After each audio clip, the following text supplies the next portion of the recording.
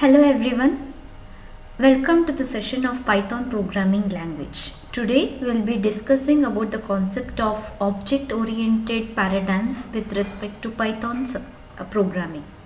So till now whatever we have discussed is about the procedure oriented, and we have learnt many languages, or we know that in many languages the procedure oriented languages concepts or procedure oriented paradigms have been used in order to build such languages. Say for example, it may be C, it may be Pascal or Fortran. So now what is the difference between procedure oriented and object oriented language? So when we talk about procedure oriented, we are dealing, the entire program is divided into n number of function modules where each function is going to perform its own specific task. And most of the time this type of procedure oriented do not deal with the real world problems. So and one more thing is, there is no security for the data. The data can be moved over or moved or accessible towards different functions in the function oriented or procedure oriented language. So later they developed object oriented language which is like C++, Java and C hash. In procedure oriented language, the entire concept is based on the classes and objects. So here the classes and objects always deals with the real world problems. So we can deal all the real world applications by developing using the object oriented concepts. So Python acts as both procedure oriented as well as object oriented paradigms. Today we will be studying about the concept of classes and objects. Okay, so generally what is a class? So class, if you compare a class with a procedure oriented, I hope you would have learnt about the concept of structure. So what is a structure? It is an entity which holds a different data types under a common name.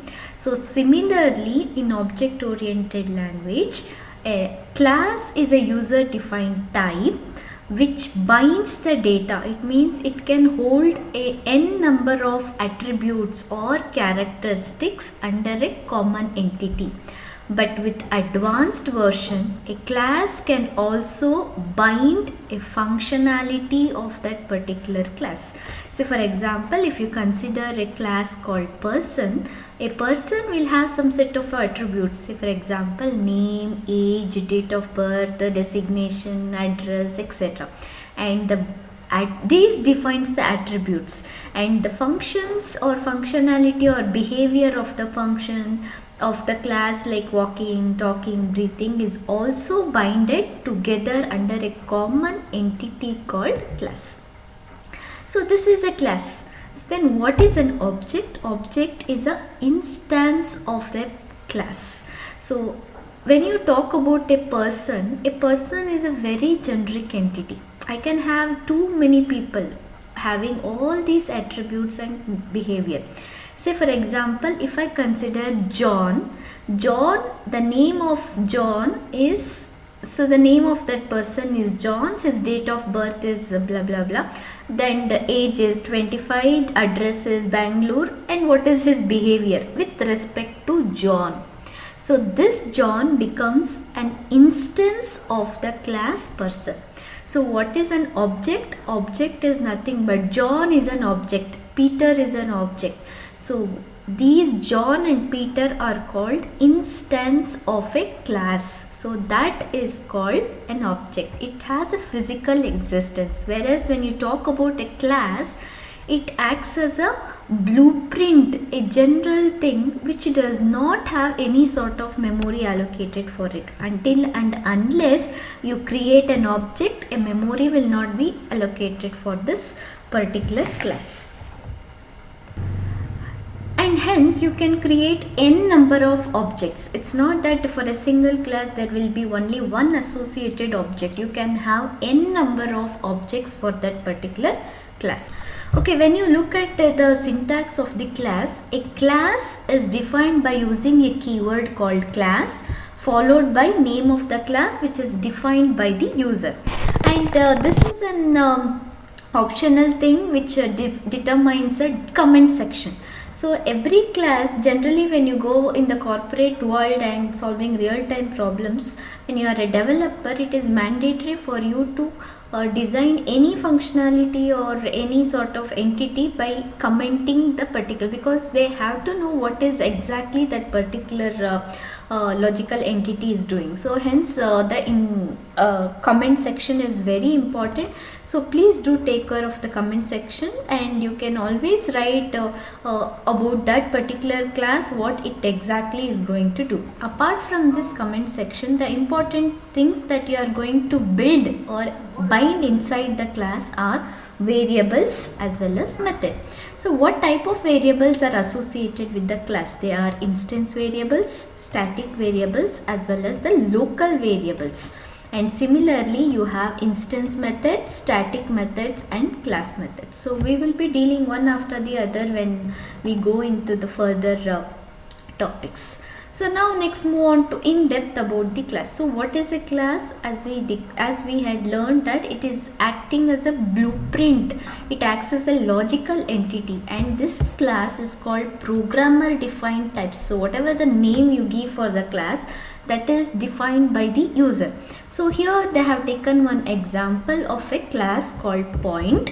So what do you mean by point? Generally when you say a point can be placed in any two-dimensional space which has x-axis and y-axis. So when you say x-axis and y-axis, when I say x as a point, so the x point will have, sorry, when I say something, one dot as a point, this will have x-axis some location and y-axis as some location. So for example, you have an empty class. See here, I have used a keyword called pass. Pass is a predefined name which says do nothing. So I can have a pass inside a function which says that this function is not doing anything. I will call a define a function add and just write pass. It means it does not do anything. It's an empty thing. Okay, so now I have defined a class which do not have any attributes nor any behavior of the class. Just I am mentioning it as a pass. So when I try to print this class with the class name, so it is going to print the main dot point, means it is going to create a reference to that point whatever we have done. This is just one small example of actually how to define a class. So here what exactly this point class can do? So we know that point is nothing but a coordinates of x and y axis in two-dimensional space. You can create two separate variables called x and y, or you can have a list or tuple in the form of x and y, or you can create a new type of point object. Just creating different point objects of that particular type. So these are the different ways of representing the points by using variables, by using list or tuples, or by creating objects. Okay, next we will move on to how to exactly create a class, instantiate an object.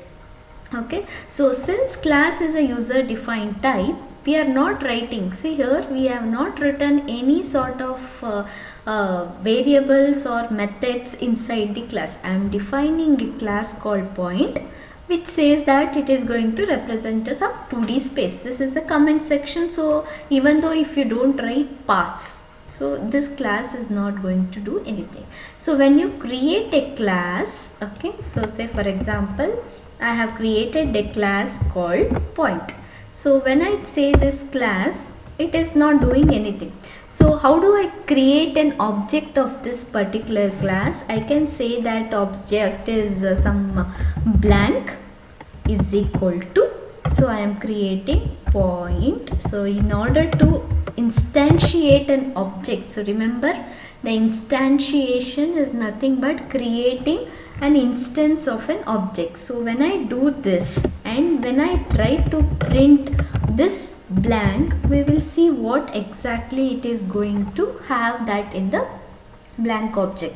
So you can see this blank is an object that belongs to class called point.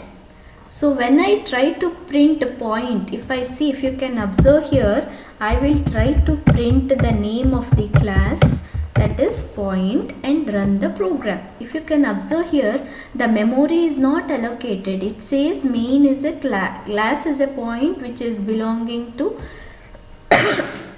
main is a belonging to this particular class. But what is this blank? Blank is an object instantiated under a class called point, and thus a memory of reference will be allocated. That is nothing but the address of this particular object will be created. Okay, so if you look at this, you can see what address the location the blank object is created. It is nothing but you are instantiating a class. So you can see the syntax. How do you instantiate? Name of the class with empty brackets. So if you have learnt about C++ or Java, it would be easier for you to understand this concept. So here what would be the return value? The return value will be the reference, that is nothing but this address to that particular object. So now next we will move on to the specific topic of attributes. I said a class can have attributes as well as methods. So we will see what is an attribute. Attributes represent the characteristic of a particular object or a class. We cannot say it as a class because the characteristics will be individual for each and every object. So for example, if you want to assign the values for these attributes, there are different ways. Okay, so generally to assign you are using a dot operator here. So when I say this program, so what is this? I said point. Point is a class. Inside this class I am not writing anything. I have not created any attributes nor the methods here. I have just created a point object. So when you look into this, I want to assign or create attributes and assign the values. So how can we do this? By using dot operator. Suppose a point is a class which has two attributes x and y. So I will create under this class x is equal to some 0 and y is equal to 0. Now these variables x and y are called class variables because it is also called a static variables. Why? Because any objects you create under the class, all the attributes will be referred to that particular x and y. So say for example, if I try to print blank dot x and I am trying to print blank dot y. So here x and y are the class attributes that is not associated with this object, rather it is associated with the class. So when I run this program, you can see here so x is equal to 0, you have an indentation problem which says it should be under this. So when you run the program, you can see here the class variables of x and y which you have defined inside the class is mentioned with 0. So when you see the same example here, I have created two class variables. So as now, say suppose I have one more object called sample. So I will create a sample is equal to point. So when I say sample dot x and sample dot y, now the values will be 0 and 0. Say suppose I am trying to print sample dot x and I am trying to print sample dot y. Okay, so I will assign a specific value to these variables, that is sample dot x is equal to 100 and sample dot y is equal to 20. So what happens here, if you run the program, you can see the values of x and y where I had initialized at 0 is changed to 120. So what do you mean by this? So here the values of x and y which is present inside the class are called class variables, and the values that is defined with respect to specific object. Please remember, a sample is an object okay, and I am associating this x and y with that particular object, so hence the value will get changed to 120. So same thing I have shown in this diagram. If you can observe here, this x and y are the class variables or class attributes. But if I define the same x and y with respect to that particular object, you can observe here, they are called instance attributes. I hope you know the difference now. Class attributes is a generic one which is associated to any object of that class. But if I declare blank dot x and blank dot y, it is associated only to that particular object of the class. So you can see the differences between this. The class variables are called static variables. Instance variables are associated only to that particular object. Okay. If I try to access with some other object, the memory will be different or the object reference will be completely different. Here when you define fix a variable x as 2 and y is equal to 4, so p1 dot x and p1 dot y will be always 2 and 4 for any objects you create. But if you can observe here, these are instance attributes. So p1 dot x is 10, p1 dot y is 20. If I try to print p2 dot x or p2 dot y, there will be no value for it because it does not belong to that particular object. Okay, and the value of a variable varies from object to object, but here the value of a variable is common across all the objects. Okay, so now next we will move on to the different set of concepts or the different ways of using the attributes and objects. If you can see, observe here, what is x and y? X and y's are the attributes of that class, so they are called class variables. Now I have declared an object called blank. So blank is an object of point class and I am trying to assign blank dot x to a variable called x. So what is this x and what is this blank dot x? They are completely different. So blank dot x will not or will never get confused with x. Both will have a separate. X is a normal variable, but blank dot x will be a class variable. When I try to print x, what is the value associated with the blank dot x? So that value will be given. That is nothing but actually it is 0. It will be taken from the previous value. It is 0 actually. Okay, so now when I use how do you access the attributes of that particular class? By using dot operator. So I want to print the values of x and y. So this example 3.0 is actually taken from this previous example and hence it will be 3.0 not 0. Okay, and here blank dot x and blank dot y was assigned with the values which is this one, and so it is going to print. This is a formatting of percent. If you want to put if you want to take only 2 digits, then you can use percentage point to f and you can try to print this values. So now I want to create a function. See, please do remember, I am creating only the function. A method is not being dealt in this chapter. I am creating a normal function which is not of that class. Okay, but I am pointing an object as a parameter to this function. Okay, so whenever I pass an object as a parameter, all the attributes as well as the behavior belonging to that class will be copied. Say for example, if I say print underscore point. So what is print underscore point? Is a predefined function. And what is the object that I have created? I have created an object called blank, and if I run this program, I will show you how does it work.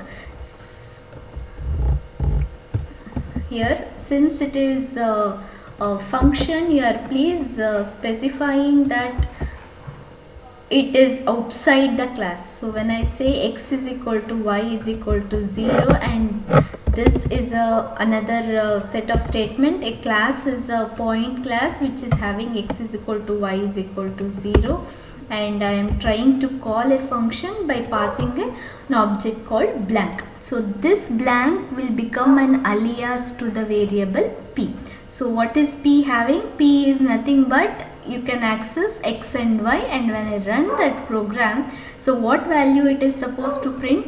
See, remember here, whenever I call blank object, the blank object previously the x and y value will be 0, but I am associating the instance variable for this particular object. So that is nothing but 3.0 and 4.0, and these values will be copied to the point p, and when I try to print this program, it is going to print the values. If I don't have these two set of statements, and if I try to run the program, you could observe here the values will be taken by the class attributes or the class variables. And here again you can perform directly some mathematical operation by considering blank dot x, blank dot y, or divided to any sort of mathematical operation. Okay, so let's move on to the next set of class, and this has been asked in the previous year examination so many times. So when I talk about a class, say for example I have two classes. One is a student class. When I talk about this, say for example I have a student class. So under student class I have USN, I have name, I have marks.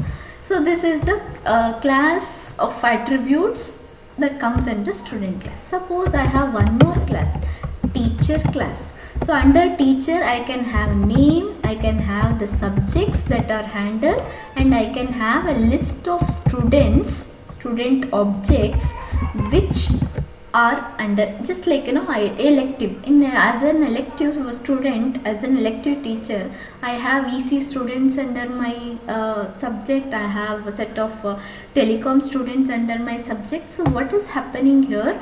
I have two classes, and I am trying to link a student class as well as teacher class by having one of the attributes as a student object. Okay, so when we deal with that in the similar way, there is an example of a rectangle. So this rectangle is having the attributes height, width as a normal attributes. Okay, and there is a one more attribute called corner, which prompts or which represents some point on the corner of the rectangle. So when I draw this, consider this is a rectangle. At some right or left corner, I will consider it as a point. Okay. So remember the previous point class we had x and y as attributes. So that we are going to mix up. The point object is being created under a rectangle class. So when I say point, it will have x and y axis. Okay. And you can perform area of a rectangle, perimeter of a rectangle as a behavior of the class. So now we are dealing with this set of questions and throughout this concept. So we are going to write a rectangle class, and we have the attributes like width and height. Along with this attribute, we have a point object as one of the attribute. Just like teacher, under teacher you have a student object as an attribute.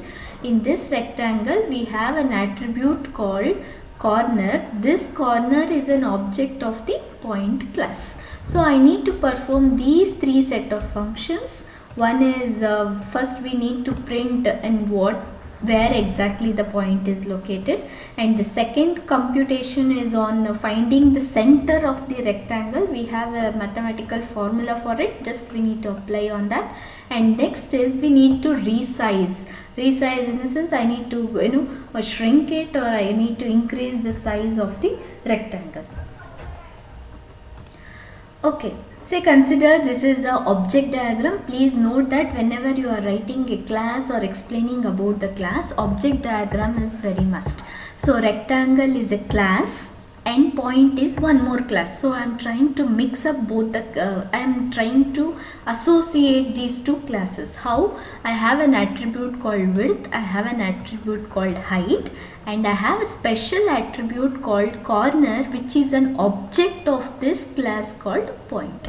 Okay, and box is one of the object I have created for a rectangle, and corner is the object of point. Okay, see, suppose this is one example where I have, how many classes are there? I have two set of classes. Okay, so if you can observe here, I will create a two set of classes.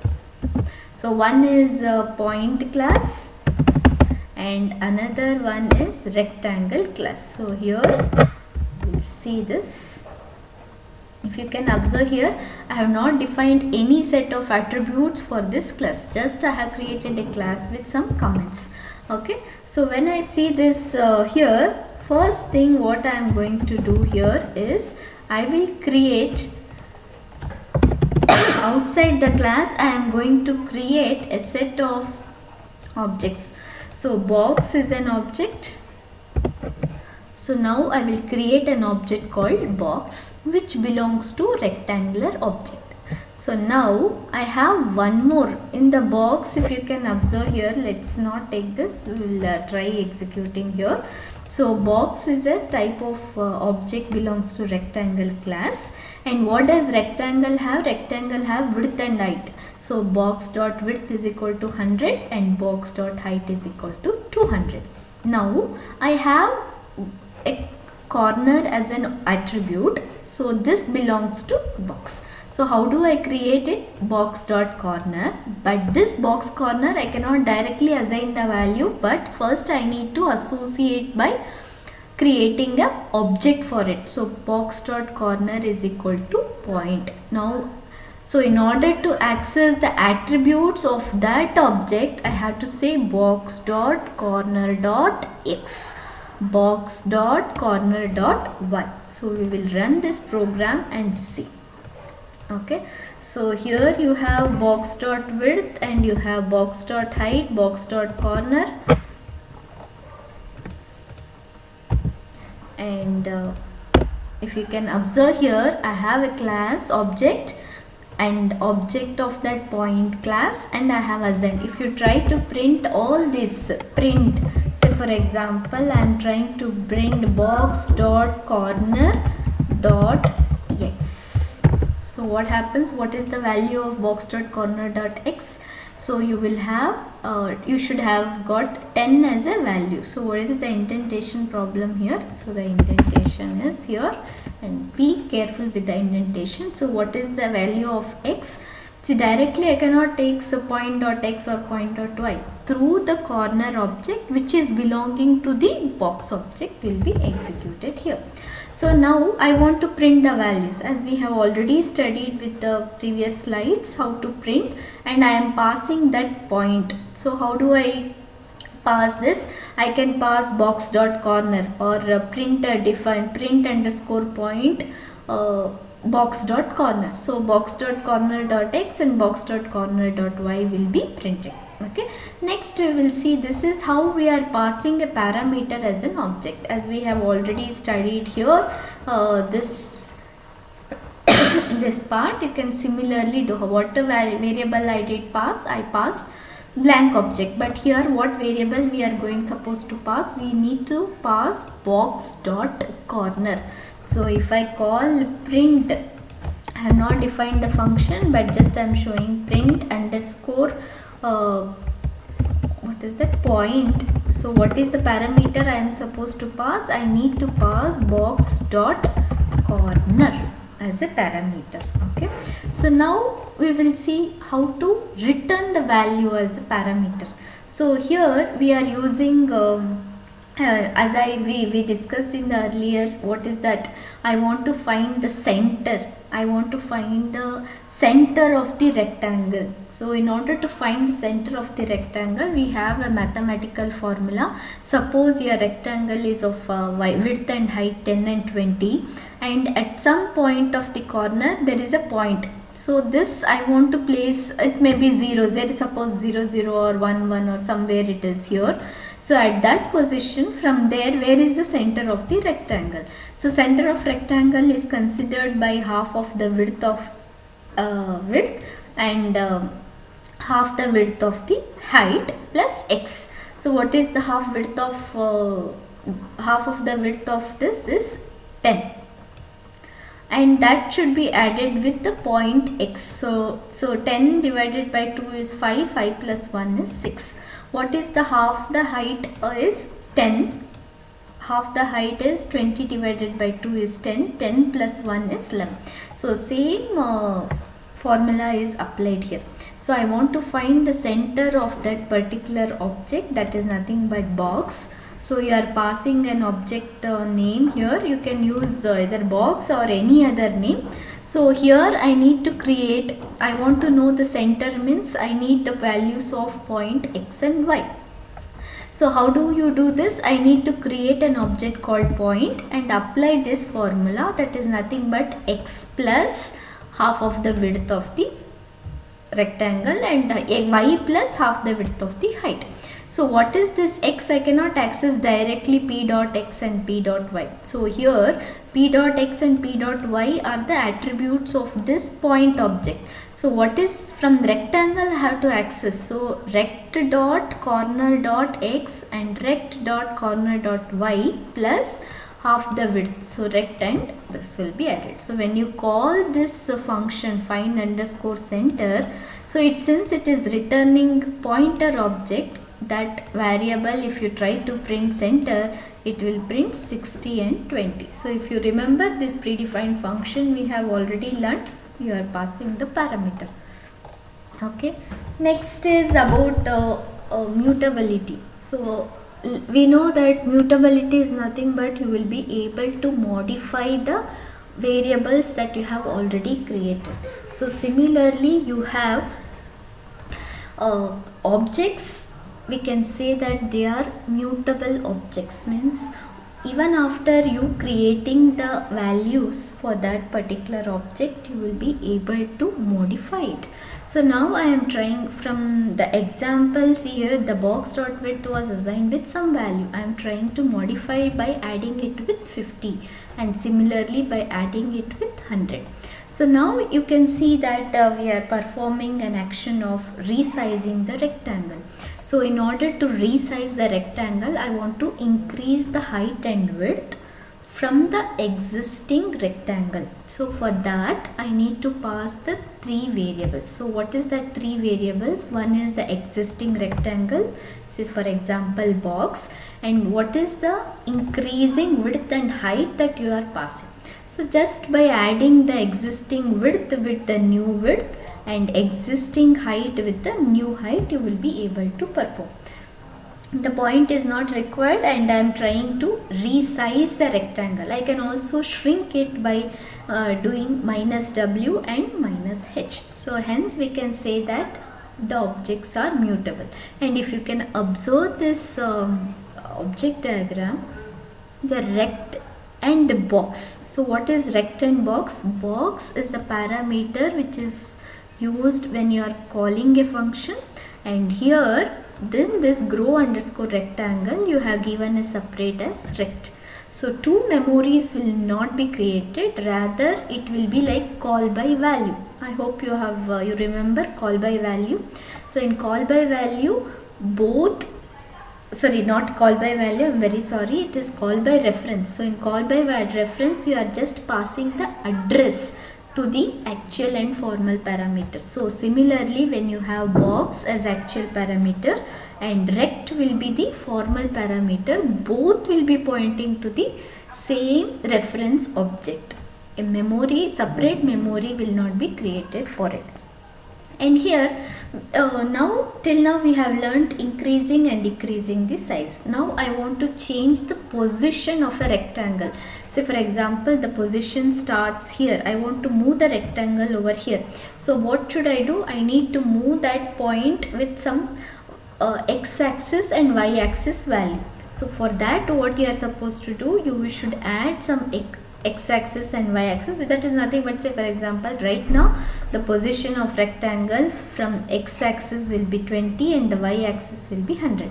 So by adding some extra points, 12, then 10 and 30, the rectangle can be moved further. So this can be done by using the extra points. Similar to this increasing the size with width and height, here we are dealing with the point x and y point of that rectangular. So I am trying to move the location of the triangle by adding the x and y values just. Okay. Next, about copying objects. So there are different ways of copying the objects from one to another. So there are what actually is nothing but copying is, so when you have a point P1, I want to create one more point. Instead of copying like that, I can just say P2 is equal to P1. Just like by using assignment, direct assignment operator, you will be able to copy. And there is one more way of copying, just by passing. You can observe here, I am trying to pass the actual parameter to the formal parameter. So this is another way of copying the objects to one from another. And the third way is by returning function. So when you return some object, that object will be copied to the assigned value of a variable.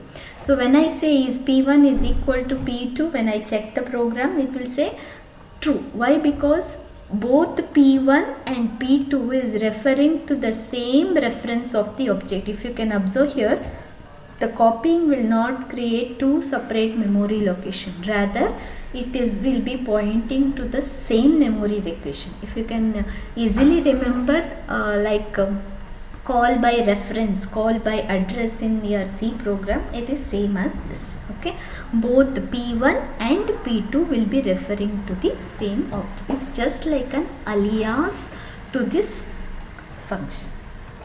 Okay, so now let's move on to the same concept of a different way of copying one object to another object. Say for example, I have a class called point. I am not doing, just using a keyword called pass. When I say pass, what happens? Does nothing. So now I will create two instance variables that belongs to P1. Now I want to copy one object to another object. So there is a predefined library called copy. You need to import that. Under this library, you have a predefined function called copy method. So when I say copy.copy of P1, so what is P1? It's already declared. I need to copy the entire thing to P2. So what happens here? P1 will be copied to P2. But remember, this P1, whenever you do copying through this predefined function, there will be two separate memory locations allocated. So if you can observe here, so when I try to print P1, so P1 is having an object reference with this address and P2 is having an object reference of different address. So though it has copied the contents, the reference to the memory locations are different. But if you can observe here, direct copying, both will be pointing to the same object, but here a separate memory will be allocated. When I check P, is P1 equal to P2? No, they never can be equal, because it will have a two separate reference to the objects. Okay. Under copying you have two types. One is shallow copy and deep copy. So if you can see this diagram, you will be able to understand. So here both does copying, but when you are trying to copy in the shallow copy, this nested objects will not be copied. Okay, so it does not create a copy of a nested objects. In the sense, a box, when I say copy dot, say for example, box 2 is object of a rectangle, and copy dot copy of box, if I say, box will be having a separate memory for width, height and corner. But for nested object, both box 2 and box will be referring to the same memory location. Please remember, in shallow copy, the main objects will have two separate memory locations, but the nested one, that is within a class object, so it will be referencing to the same memory location. But if you go for a deep copy, when I say deep copy of box, this has a separate memory location for the object and nested object, and this box 3 will have a separate memory location for the main object as well as nested object. I hope you understood the difference between these two. Shallow copy creates a copy for main objects but not to the nested objects. A deep copy will have memory location separate for main objects as well as the nested objects. So you have an exercise problem here, the same set of problems, and in exam whatever I have taught till now will be combined together and questions will be asked. Go through these exercise problems and solve it, and if in case please get back to me. Thank you.